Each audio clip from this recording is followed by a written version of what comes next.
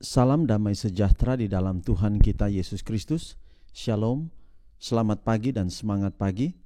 Jumpa kembali dalam renungan pagi kita untuk hari ini, Kamis 12 September tahun 2024. Dan pekabaran firman Tuhan kita di pagi ini dengan judul Batu Pemersatu. Sebelum kita lanjutkan, mari berdoa. Bapa di surga, terima kasih atas semua kebaikan-Mu dalam hidup kami hingga di pagi hari ini. Kami akan mendengarkan pekabaran firman Tuhan, biarlah firman-Mu dapat menjadi berkat di dalam kehidupan kami. Terpujilah nama Tuhan, di dalam nama Yesus kami telah berdoa. Amin. Sekali lagi pekabaran firman Tuhan kita di pagi ini dengan judul Batu Pemersatu. Dan ayat firman Tuhan 1 Korintus 1 ayat 13. Adakah Kristus terbagi-bagi? Jika saudaramu melakukan kesalahan terhadap engkau, dia berkata, tegur dia. Dan jika dia bertobat, ampunilah dia. Jangan tetap dalam anggapan dia tidak layak untuk kepercayaanmu.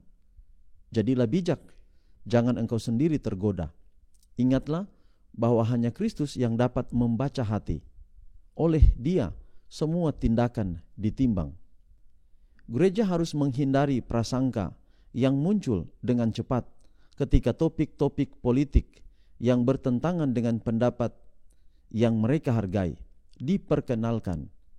Sikap antipati terhadap bangsa tertentu ataupun perasaan sektarian tidak boleh dianut oleh siapapun. Mereka yang berdiri di bawah panji Kristus tidak boleh berdiri di bawah panji lain.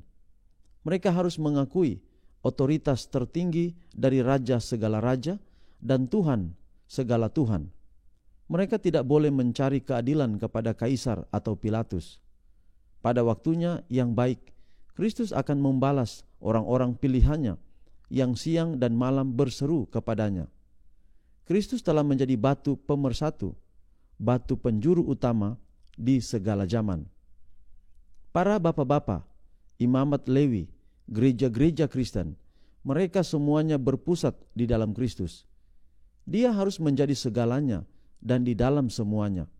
Karena kasih karunia Allah yang menyelamatkan semua manusia sudah nyata.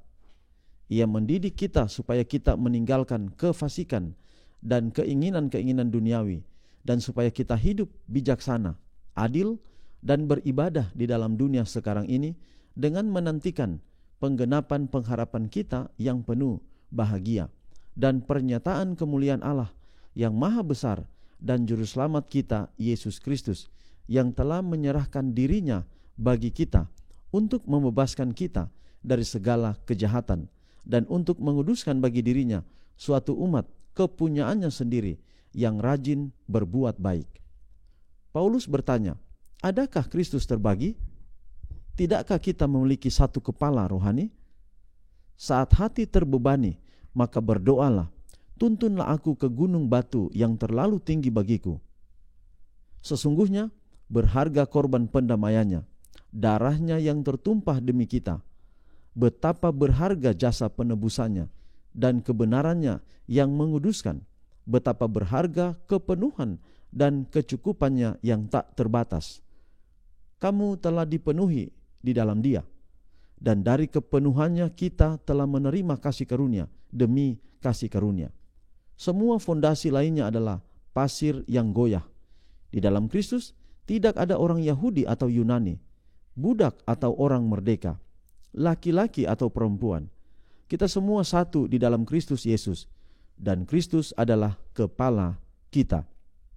Sebagai perenungan, apakah yang dapat saya lakukan hari ini untuk membantu mengembangkan persatuan Kristen yang dibawa oleh Kristus di rumah, gereja, dan komunitas saya? Jadi sebagai perenungan itu, apakah yang dapat saya lakukan hari ini untuk membantu mempersatukan, baik di dalam keluarga, di dalam gereja, komunitas kita. Karena Yesus adalah batu pemersatu. Apa maksudnya batu pemersatu? Dia adalah inti daripada mempersatukan. Dialah yang mempersatukan semua orang di dalam kasih-Nya, di dalam darahnya Yesus Kristus, mempersatukan antara manusia dengan Allah dan juga antara manusia itu sendiri. Jadi Ini merupakan tantangan kepada kita. Alkitab itu satu, kemudian Yesus itu satu, dan Allah itu satu. Kepada keyakinan kita kepada Allah, kepada Yesus, maka itu berarti bahwa harusnya gereja itu satu di atas dunia ini. Pertanyaannya adalah, manakah gereja yang memelihara kebenaran sesuai dengan firman Tuhan? Kita harus ukur dengan Alkitab. Kita tidak boleh ukur dengan pengalaman, kita tidak boleh ukur dengan budaya, tetapi harus mengukurnya dengan Alkitab. Orang yang mengikuti Yesus artinya dia memiliki agama Yesus. Jadi yang kita cari di dalam Alkitab adalah mana agama Yesus itu. Maka hari ini tantangan kepada kita, apakah kita dapat mempersatukan orang di sekeliling kita dengan agama Yesus Kristus itu? Biarlah pekabaran di pagi ini akan menjadi berkat di dalam kehidupan kita semua. Mari kita akhiri dalam doa, mari berdoa. Bapa di surga, terima kasih pekabaran yang indah hari ini sudah menguatkan kami. Tetapi ada tantangan dalam hidup kami. Apakah kami harus mencari kebenaran yang sesungguhnya di dalam Alkitab, agar ketika kebenaran itu kami temukan, kami berada di agama yang benar, yang menuntun orang lain untuk bersatu di dalam Yesus Kristus. Berkati sekali lagi pekabaran ini dan menjadi berkat di dalam kehidupan kami.